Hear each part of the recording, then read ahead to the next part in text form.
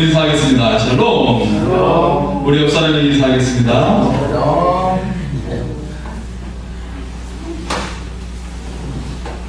예, 질문하겠습니다. 여러분 어린이날 노래 아시나요? 어린이날 노래가 있어요. 5월은 푸르구나 우리들의 세상. 예, 그런 노래가 있죠. 그런데 지금은 어린이날 노래가 바뀌었다고 합니다. 무엇으로 바뀌었을까요? 네, 사랑을 했다. 아이콘의 사랑을 했다로 바뀌었다고 합니다. 그래서 어린이날에 아이들이 부르고 싶은 노래, 듣고 싶은 노래가 사랑을 했다. 우리가 만나 지우지 못할 추억이 됐다. 그 노래를 많이 좋아한대요. 아이돌 가수 아이콘, 네, 아이콘의 노래입니다. 네, 모든 초등학생들이 다 좋아하는 노래래요. 그 노래가. 여러분의 어버이날 노래도 바뀌었다고 합니다. 어떻게 바뀌었을까요? 네, 어버이날에 가장 즐겨 부르는 노래가 양화대교라는 노래라고 합니다. 잘 아시죠? 네, 행복하자, 우리 행복하자, 아프지 말고 이런 가사가 담겨져 있죠. 택시 운전하시는 아버지를 생각하면서 지었던 노래. 네, 나이 빈문하고 모든 사람이 좋아하는 노래가 되었습니다. 네, 여러분 행복하기를 원하시나요? 여러분의 가정이 행복하기를 원하시나요? 네, 여러분 가운데 여러분의 가정이 행복하고 복된 그런 가정이 될 수 있기를 소원합니다. 네, 하나님 우리를 복되게 하셨어요. 산상수훈의 8복이 나오죠. 그 처음 나오는 복이 어떤 것입니까? 심령이 가난한 자는 복이 있나니 천국이 저희 것이요 라고 말씀 나오죠. 원문에는 이렇게 나옵니다. 복되도다 심령이 가난한 자 천국이 그의 것이니 라고 되어 있어요. 복되도다 선언하고 있어요. 선포하고 있는 것입니다. 다른 말로 행복하여라 라고 선포하고 있습니다. 여러분 행복할 수 있기를 소원합니다. 네, 오늘 말씀도 마찬가지예요. 오늘 말씀도 1절 말씀을 원문으로 읽으면 이렇습니다. 복되도다 여호와를 경외하며 그 길을 걷는 자입니다. 네, 복되도다라고 선포하고 있어요. 행복하여라 라고 선포하고 있는 것입니다. 이 말씀의 주제이죠. 어떤 사람에게 복이 있다고 말씀합니까? 하나님을 경외하는 사람에게 복이 있다고 말씀합니다. 특히 오늘 말씀은 가정에 대해서 말씀을 하고 있어요. 하나님을 섬기는 가정이 복이 있다고 말합니다. 하나님을 섬기는 가정이 형통하게 된다고 합니다. 또한 아내와 자녀가 함께하고 행복이 가득하다고 말씀하고 있어요. 그리고 그 가정이 시온의 복이 임한대요. 하늘의 복을 받게 된다는 것이에요. 그리고 번성하게 된다고 말씀합니다. 여러분의 가정이 이런 축복이 임하기를 소원합니다. 아멘. 그러면 어떻게 하면 하나님을 섬기는 가정이 될 수 있을까요? 첫 번째로 하나님을 경외하는 것입니다. 오늘 1절과 4절은 하나님을 경외하라고 말씀을 하고 있어요. 하나님을 두려워하고 사랑하는 것입니다. 안 그러면 세상 것을 두려워하고 세상 것을 사랑하게 돼요. 그것들을 우리가 사용하고 그것을 다뤄야 할 그런 존재이지 그것을 우리가 섬기는 존재가 아닌 것입니다. 존귀한 사람을 가까이 하면 존귀하게 됩니다. 더러운 것을 가까이 하면 더럽게 되는 것이죠. 오늘날 가정에 대한 그런 뉴스를 많이 듣게 되죠. 그런데 그 뉴스들은 전부 다 듣기 힘든 뉴스들입니다. 가정의 폭력과 살인, 폐륜의 소식들이 끊이지 않고 있죠. 어둠을 향해 싸워봐야 여러분 소용이 없습니다. 가정이 내 힘으로 세워지는 것은 정말 거의 불가능해요. 어떻게 하면 세워질 수 있을까요? 어둠은 빛으로 몰아낼 수가 있습니다. 빛 대신 하나님이 계시면 가정의 빛이 빛나게 됩니다. 하나님을 경외하는 한 사람은 아주 대단한 것이죠. 하나님의 빛이 임하게 되기 때문입니다. 그리고 그 가정이 빛이 나게 될 줄 믿습니다. 아멘. 저는 최근에 한 인물을 만나게 되었습니다. 예, 도산 안창호 선생님이에요. 저는 그분의 삶에 대해서 아주 깊이 잘 못 들었었는데 최근에 다시 한번 깊이 있게 그 삶을 듣게 되었습니다. 그리고 그 삶에 큰 감명을 받게 되었어요. 사람들은 안창호 선생님의 호를 불렀어요. 도산, 성도자에 매산자를 썼어요. 그가 17살에 평양에서 성교사님을 만나게 되었어요. 성교사님을 통해 하나님을 영접합니다. 영어를 배우고 신학문을 배우게 되었어요. 그리고 미국 샌프란시스코로 유학을 가게 됩니다. 그의 나이 25살이었어요. 미국에는 이미 한국 이민자들이 와 있었어요. 도사는 거기에서 공부를 하고 그리고 미국 가정에서 청소하는 일을 했습니다. 그런데 미국 사람들이 한국 사람을 싫어했어요. 왜일까요? 그들의 집이 더러웠어요. 그들의 집 주변도 더러웠어요. 그들 자체가 더럽게 하고 다녔어요.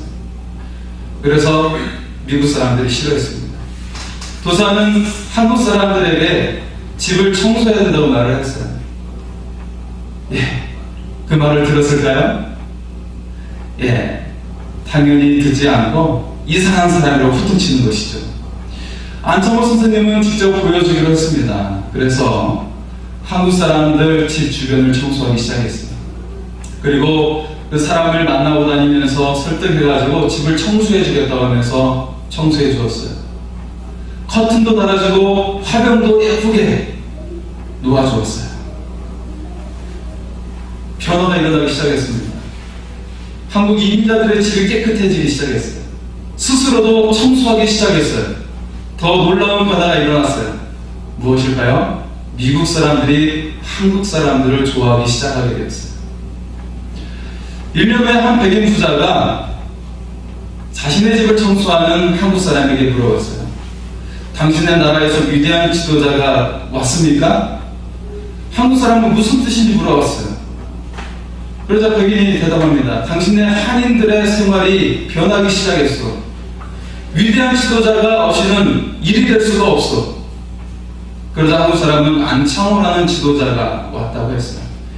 그가 1년 전에 와서 우리 동포를 지도하고 있다고 말해주셨습니다. 그 백인이 도산을 찾아왔어요. 그리고 깜짝 놀랐어요.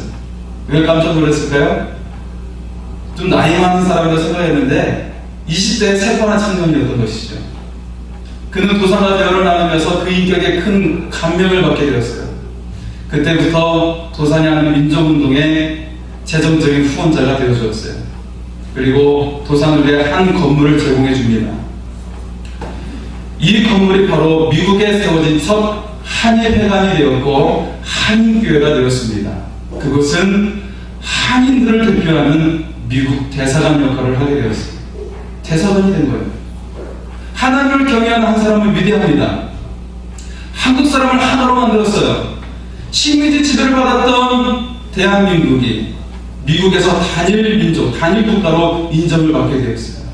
나라를 이뤘는데 미국에서는 나라로 인정을 받게 되었습니다. 여러분 놀랍지 않습니까? 당연하다듯이 이렇게 듣고 계시는 것 같습니다. 정말 놀랍지 않습니까? 저는 너무나 놀라웠습니다. 25세의 청년의 그 역할, 얼마나 놀라운 일이 나는지를 보게 되었습니다. 하나님을 경외하는 사람은 놀라운 일을 일으킵니다. 가정을 새롭게 해요. 가정의 어둠이 물러가게 됩니다. 강력한 하나님의 빛이 비추게 되는 것입니다. 하나님을 모신 사람은 하나님의 빛이 비추게 되는 것입니다. 하나님의 빛이 가정을 변화시킵니다. 어둠이 물러가게 돼요. 질병이 치유되게 됩니다. 죽음의 영이 떠나가게 될 줄 믿습니다. 아멘. 하나님을 경외함으로 이런 은혜가 여러분의 가정에 임하기를 소원합니다. 아멘. 두 번째로 하나님과 함께 열심히 일하는 것입니다. 하나님을 경외하는 사람은 하나님과 함께 일합니다. 하나님께서 함께 하시고 그리고 그는 열심히 일하게 되는 것입니다. 오늘 이 절은 놀라운 약속을 하고 있습니다. 내가 내 손이 수고한 대로 먹을 것이야. 내가 복되고 형통하리로다. 이 말씀이 여러분에게 임하여 형통할 수 있기를 소원합니다. 하나님을 경외하는 사람에게 하나님께서 함께 하세요. 그리고 그 삶을 복되게 하고 형통하게 하십니다. 영적 수준으로 일을 하게 되고 풍성한 열매를 맺게 됩니다. 끊임없이 아무것도 일어나지 않았던 사람에게도 하나님을 의지하는 그 사람에게 열매가 맺어지게 되는 것입니다. 가정도 함께 번영해서 가족이 다 잘 되게 됩니다. 성경의 약속이고 모든 선배 신앙인들의 간증인 것입니다. 여러분의 삶이 하나님과 함께 하기를 소원합니다.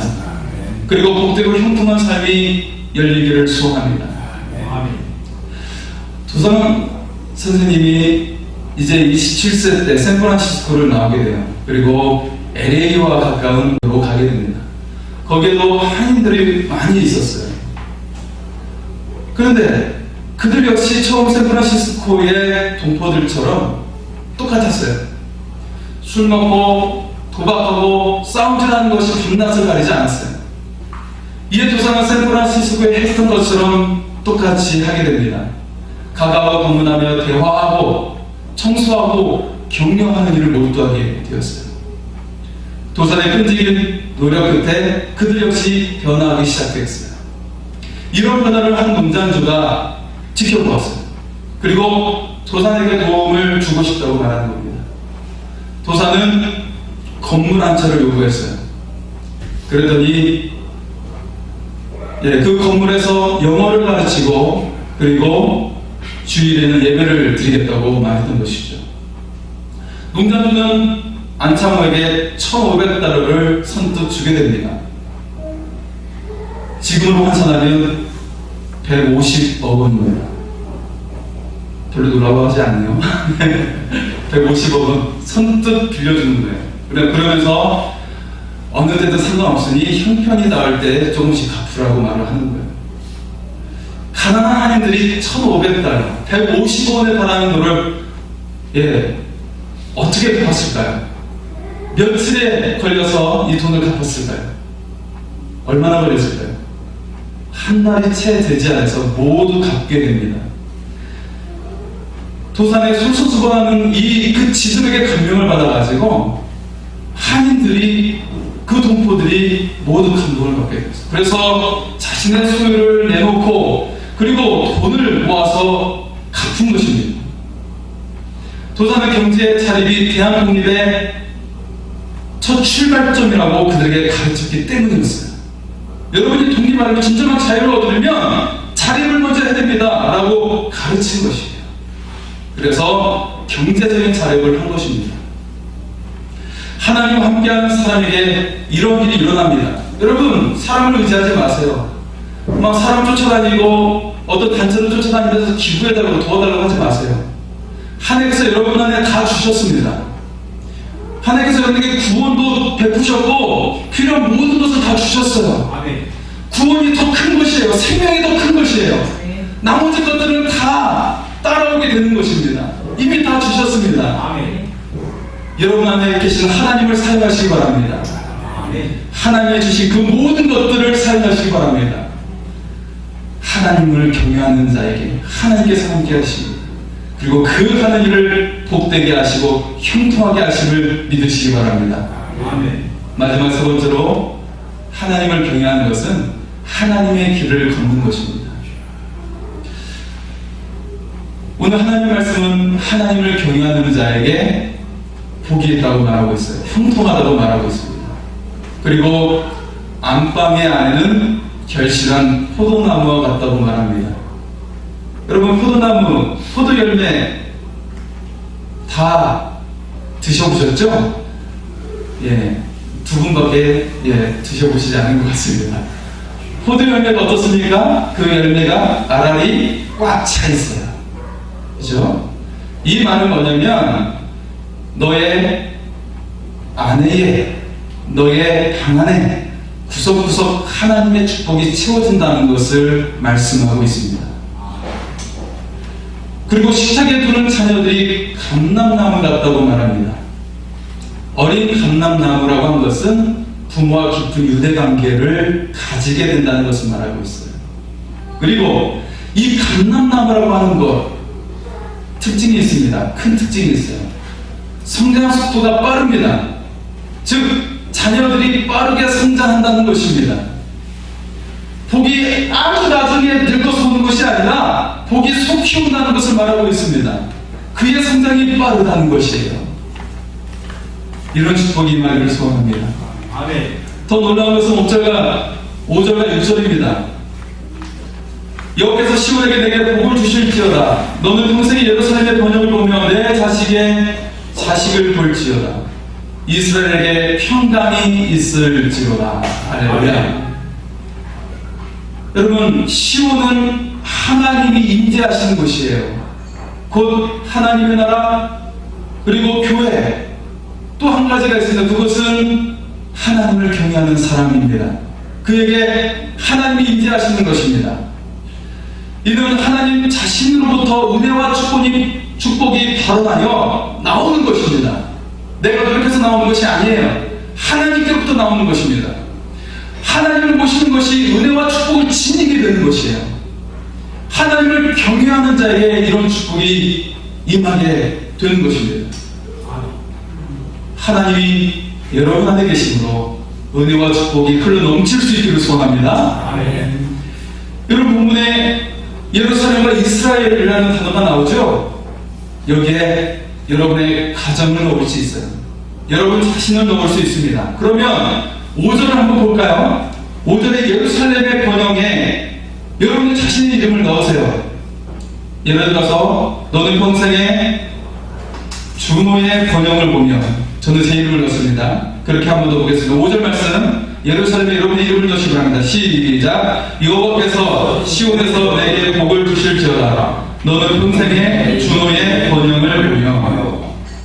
그리고 6절에 이스라엘은 여러분의 또 이름을 넣으세요. 이스라엘에 시작. 내 자식의 자식을 볼지어다. 주노의 평강이 있을지어다. 아멘. 네. 할렐루야. 네. 이 말씀의 은혜가 여러분의 가정에, 그리고 여러분에게 임할 수 있기를 소원합니다. 아멘. 여러분, 아브라함의 가문처럼 축복이 확장되게 되는 것이에요. 아브라함의 가정의 축복이 어떻게 확장이 되었습니까?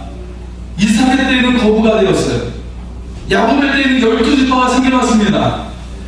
야곱의 때에는 민족이 되었어요. 그리고 모세의 때에는 국가가 될 줄 믿습니다. 아멘. 한 사람부터 시작되었어요. 부부부터 시작이 되었습니다. 거기서 끝난 것이 아니었어요. 거부가 되고 12지파가 되고 민족이 되고 나라로 확장이 된 것입니다. 하나님의 축복은 무한한 것이에요. 한계를 지을 수가 없어요. 여러분의 인생이 그대로 끝날 수도 있겠지요. 나 혼자 인생으로 끝날 수도 있을 겁니다. 하지만 하나님은 여러분이 민족이 되기를 원하세요. 나라가 되기를 원하신다는 거예요.